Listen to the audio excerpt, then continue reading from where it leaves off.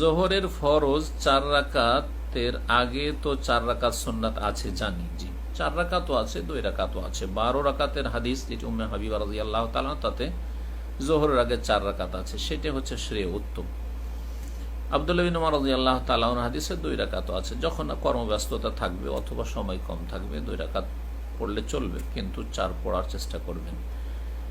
কিন্তু ফরজের পরে 4 রাকাত নাকি 2 রাকাত? ফরজের পরেও ঠিক 2 রাকাতও আছে উম্মে হাবিবা রাদিয়াল্লাহু তাআলা হাদিস, যাতে 12 রাকাত সুন্নাত রাতেবার কথা আছে, তাতে জোহরের আগে 4 এবং জোহরের পরে 2 আছে।